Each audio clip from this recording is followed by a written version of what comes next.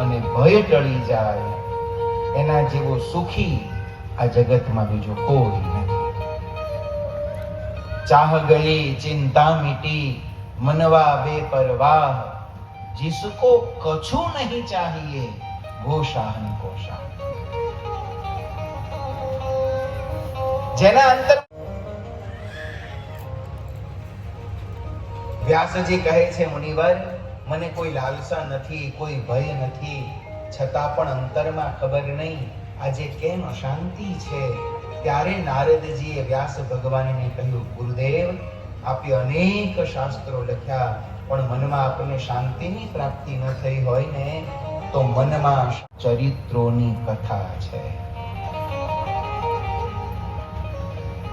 ભગવાનના ચરિત્રોમાં શાંતિ, એ તાકાત છે કે ભગવાનના ચરિત્રોથી માનવ મનને પરમ શાંતિની પ્રાપ્તિ થઈ જાય છે.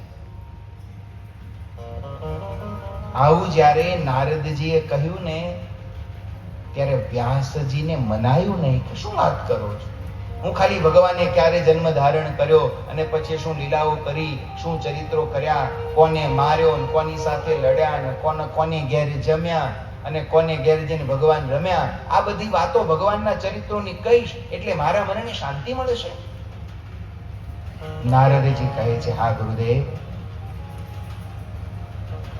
આ જગતમાં શાંતિ જો ક્યાંય હોય ને, તો એકમાત્ર આ ભગવાનના ચરિત્રોમાં જ છે. ભગવાનના ચરિત્ર વિના જગતમાં બીજે ક્યાંય મનને શાંતિની પ્રાપ્તિ થતી નથી. અને હું તમને એનું કારણ પણ કહું. ભગવાનની હાજરીમાં બેઠા છો, એક નાનકડો પ્રશ્ન પૂછું, જવાબ આપજો. આમ તો જરાક ઊંધી કથા શરૂ કરું એટલે સમજવી લાગી પડે. માણસને ઊંઘ ક્યારે આવે? મન શાંત હોય ત્યારે કે મન અશાંત હોય ત્યારે? બોલો તો. શાંત હોય ત્યારે. ઊંઘ ક્યારે આવે? જ્યારે મન શાંત થાય ને ત્યારે જ માણસને ઊંઘ આવે. જો મનમાં ચિંતા રહેતી હોય, મનમાં કંઈક ના કંઈક વિચારો ચાલુ હોય, તમે બધા ગ્રહસ્થ છો, દીકરીના લગ્ન લીધા હોય, આવતીકાલે જાન આવવાની હોય, દીકરીના બાપે બધી જ તૈયારી કરી લીધી હોય, બધી વસ્તુ બબે વાર તપાસ કરી લીધી હોય, કશી કસર ન રહી જાય, આ બધું જ ગોઠવી લીધું હોય, તોય મૃત્યુ પામ્યા, હવે હું નિરાધાર થયો. જગતની દ્રષ્ટિએ હું નિરાધાર હતો, પણ મારી દ્રષ્ટિએ હું મુક્ત બન્યો. હવે મને રોકનાર ટોકનાર કોઈ હતું નહીં. હું ગામ છોડી સંતોની મંડળીમાં ભળ્યો. સંતો દરરોજ ભગવાનના ચરિત્રોના ગુણગાન ગાય, ભગવાનનું નામ સ્મરણ સંકીર્તન કરે. આ ભગવાનના ગુણ ગાતા, ભગવાનના ચરિત્રો સાંભળતા સાંભળતા મારો દેહ પડ્યો અને ભગવાનના ચરિત્રોમાં મને એટલી પ્રીતિ થઈ કે એવો દાસીનો દીકરો હતો તો પણ પ્રભુ ચરિત્રના પ્રતાપે બીજો જન્મ મારો જ્યારે થયો ને, ત્યારે સ્વયં બ્રહ્માજીના માનસ પુત્ર તરીકે મારો જન્મ થયો અને દેવર્ષિ નારદ રૂપે આ લોકમાં મારી યશોગાથા આજ દિન પર્યંત સુધી ગવાય છે. મુનિ નારદની જાતને જોતા, દાસી પુત્ર જગ જાણે રે. મુનિ નારદની જાતને જોતા, દાસી પુત્ર જગ જાણે રે. મુનિ નારદ મોટપ પામે, જન્મ મરણ દુઃખ જાય રે. હરિ ભજતા સવ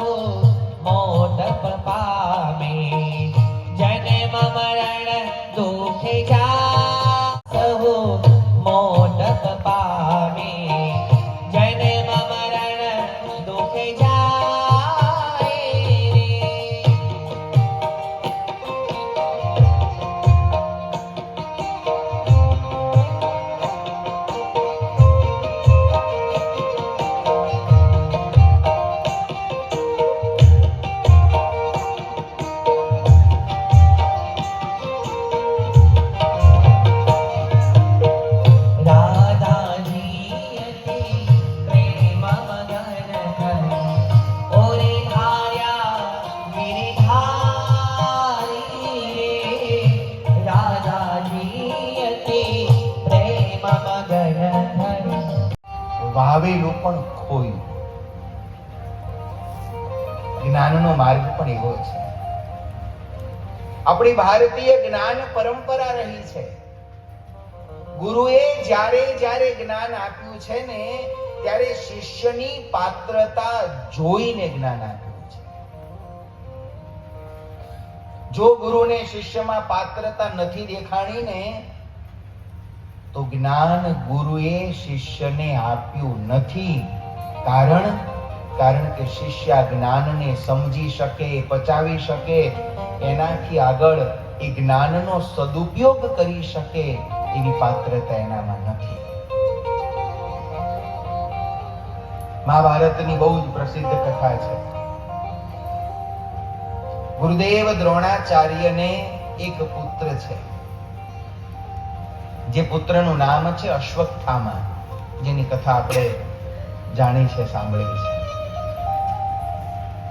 આ અશ્વત્થામા ગુરુદેવ દ્રોણાચાર્યને પોતાનો એકનો એક દીકરો છે ને, બહુ વાલો છે.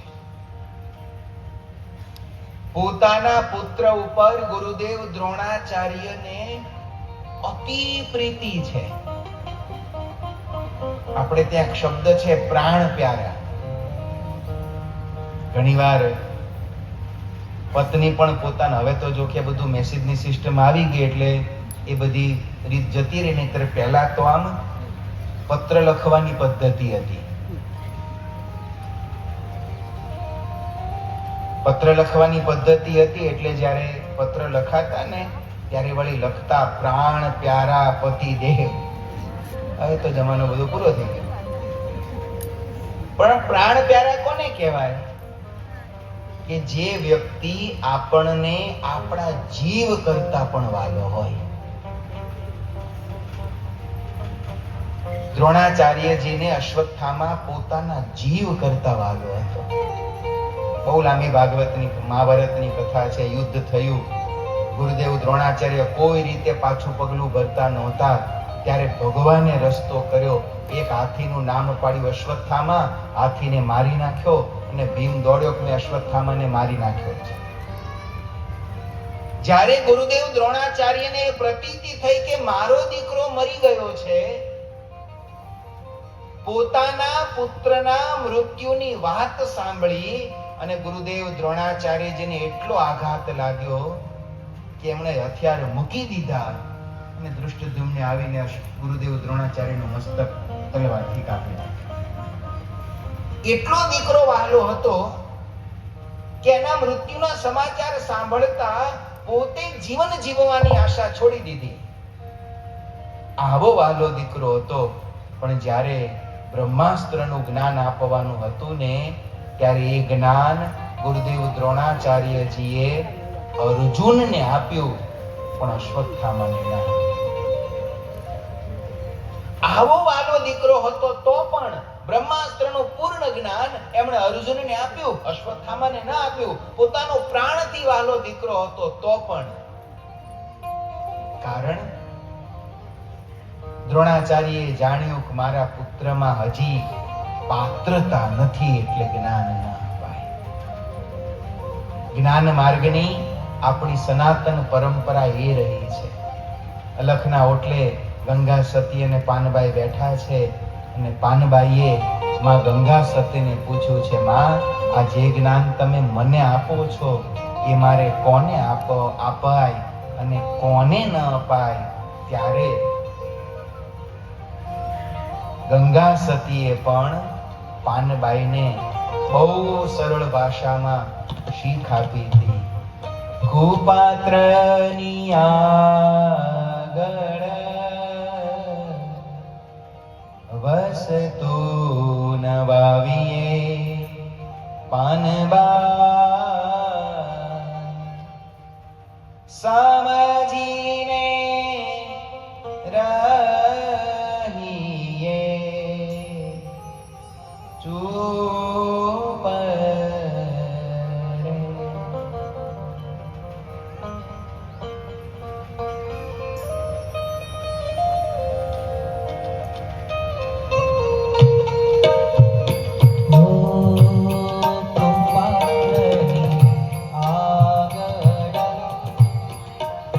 આપણી સભામાં રાજદ્વારેથી માનવવંતા મહેમાનો આપણા આમંત્રણને માન આપીને જ્યારે પધાર્યા હોય, એમનો સમય બહુ કિંમતી હોય, રાષ્ટ્ર સેવામાં એમને જવાનું હોય, ત્યારે એવા વ્યક્તિઓને વક્તાશ્રીથી આઉટ કરીશ.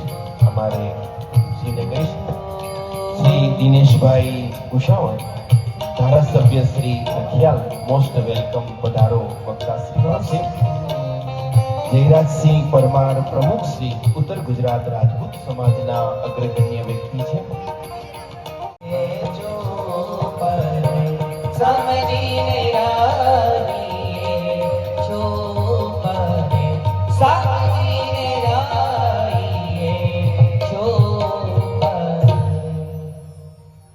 ભગવાન વ્યાસ નારાયણે પણ આ ભાગવત ગ્રંથ રચ્યા પછી આને બચાવી શકે, સમજી શકે એવો કોઈ સુપાત્ર શિષ્ય મળે એની શોધ આદરી. શોધ કરતા કરતા પોતાના જ પુત્ર એવા શુકદેવજી એમને સુપાત્ર શિષ્ય તરીકે પ્રાપ્ત થયા. વ્યાસજીએ આ ભાગવતનું અમૃત સ્વરૂપ દિવ્ય જ્ઞાન શુકદેવજી મહારાજને આપ્યું.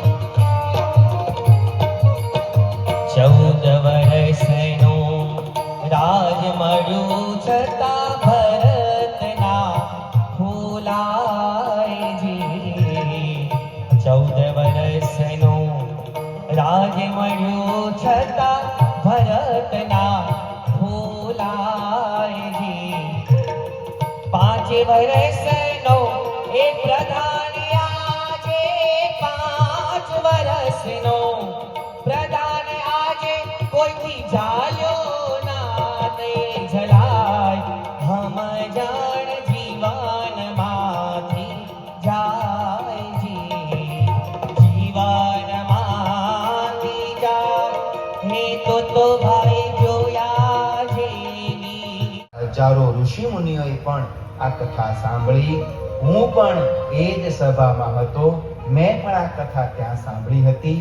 જે કથા શુકદેવજીએ પરીક્ષિતને કહી એ કથા હું આપને કહું છું. આમ કહી અને સુત પુરાણી હવે શુકદેવજી મહારાજે રાજા પરીક્ષિતને કહેલા કે ભગવાનના અવતાર ચરિત્રોની ગાથાની કથાને સંભળાવશે. એ ભગવાનના અવતાર ચરિત્રોની ગાથા આપણે આવતીકાલે સવારે શ્રવણ કરીશું. શુકદેવજી અને પરીક્ષિતના મિલનની કથાની સાથે ભગવાન વ્યાસજી આ ભાગવતના પ્રથમ સ્કંદને પૂર્ણ કરે છે. પ્રથમ સ્કંદની સાથે સાથે આપણી આજની કથાને પણ આપણે અહીંયા જ 2 મિનિટ ભગવાનના નામનું સ્મરણ કરી વિરામ આપતા પહેલા ભગવાનના ચરણમાં પ્રાર્થના કરી, હે પ્રભુ, અમારા જીવનમાં ક્યારેય કોઈ કુવિચાર ન આવે. અમારી બુદ્ધિ, અમારું મન, અમારા વિચારો સદાય પ્રભુ તમારા ચરણમાં રહે. સત્કર્મ, સદધર્મ અને બીજાનું ભલું કરવામાં અમારું જીવન વીતે. પાપ, અધર્મ, અનીતિ, દુરાચાર આનાથી અમારું મન, અમારા વિચારો સદાય બચેલા રહે એવી કૃપા ઠાકોરજી આપણા સૌ ઉપર કરે એ જ ભગવાનના ચરણોમાં પ્રાર્થના કરી. આવો 2 મિનિટ ભગવાનના નામનું સ્મરણ કરી આ કથાને આપણે સ્વામિનારાયણ સ્વામિનારાયણ સ્વામિનારાયણ સ્વામિનારાયણ સ્વામિનારાયણ સ્વામિનારાયણ. ભગવાન સહજાનંદ સ્વામીના ચરણે જીવન સમર્પિત કર્યો અને સુરવીરતા અને ભગવાનની ભક્તિનો સમન્વય એટલે આપણા આ ડાંગરવાના મહામુક્તરાજ એવા અઘરાજી અને અમરાજી ક્ષત્રિય કુળની અંદર જન્મેલા અને ભગવાન સ્વામિનારાયણના ચરણે જીવન સમર્પિત કરેલા આવા મહામુક્તોની પુણ્ય સ્મૃતિને સાથે રાખી એમાં સ્વામિનારાયણ ભગવાનનું મંદિર એને 100 વર્ષની જ્યારે શતાબ્દી મહોત્સવની વાત આવી ત્યારે પરમ પૂજ્યપાદ આચાર્ય મહારાજ શ્રી કૌશલેન્દ્ર પ્રસાદજી મહારાજના રૂડા આશીર્વાદ એમની આજ્ઞા થયો ત્યારે શ્રી સ્વામિનારાયણ મંદિર કાલુપુરના મહંત સદગુરુ શાસ્ત્રી સ્વામી પુરુષોત્તમ પ્રકાશદાસ સ્વામીની પ્રેરણા એમને જ ભક્તજનો આપણને સૌને સાથે રાખી અને સહિયારો પ્રયાસ કરાવી અને આવું મહામહોત્સવનું નિર્માણ કર્યું. પાઈનો હિસાબ રાખે એના ભૂલ નથી એના સરવાળાની આના પાઈનો હિસાબ રાખે બધા ચોખા રાખે ચાવી છે સગળા તાળા. જો પરસાદ લઈને અમે નીકળ્યા છીએ, ઘેર જઈએ છીએ. હવે મીનાબાન સભા બહુ મસ્ત છે. હા એ સારું જ કહેવાય ને. હા ચલો હવે ઘરે જઈએ. ત્યાં કાલે કથા છે, હજુ 3 દિવસ કથા છે. પરમ દિવસે પૂર્ણ 22 તારીખે પૂરી. હા એટલે આપણે તો કાલ આવાશે તો આવીએ, નહીં તો કઈ નહીં. આજ તો આવી ગયા એટલે પૂરું. હા રોજ આ સેવાનો લાભ મળે એટલે સારું કહેવાય આપણો. આટલું અને મીનાબાનો ખૂબ ખૂબ આભાર. તે આવો અમને જોવા મળે અવસર એવો નહીં. એ તો કહું છું સરસ એવો લાભ મળે. કેવું રહ્યું? અરે બહુ મજા આવી હો. અનાજ કેટલું ફરે બહાર? બહુ જ ફરે. અમે તો વધારે લગભગ 150 કિલોમીટર ઉપર થઈ ગયું હશે. નહીં એટલું થઈ ગયું ને, આવા જવાનું તો વધી ગયું હશે. સરસ રૂપારું કથા સાંભળી. ડાંગરવા ગામ જોયું તો ડાંગરવા પહેલી વાર જોયું તમે? હા, ફર્સ્ટ ટાઈમ જોયું. એવું છે. અમે ડાંગરવા તો અમારી થઈને આવવાનું છે ખાસ કરીને. એટલે તમારે તો તમારું ગામ જ છે. neighbor કહેવાય, પડોશી ગામ કહેવાય ને. પાડોશી આવી ગયા છે. વાગ્યા છે 9:30 અને ત્રિશાબાએ અમારા રોટલાને એવું બનાવી દીધું છે. એટલે થોડું ફાવે છે રસોઈને એવું બનાવતા. અને અમે ત્યાં ડાંગરવા ગયા હતા તો સ્વામિનારાયણ ભગવાનની કથા બેસાડી હતી. તો ત્યાં સરસ અમે કથા સાંભળી અને સારું લાગ્યું. અને થોડા મનના પણ આપણે જ્ઞાન લઈએ કથા સાંભળીને. અને અમારો વિડીયો ગમ્યો હોય તો લાઈક, શેર અને સબસ્ક્રાઈબ કરજો. લોંગ વિડીયો જોજો અને શોર્ટ પણ વિડીયો જોજો અને મને સપોર્ટ કરજો. જય માતાજી, જય શ્રી કૃષ્ણ.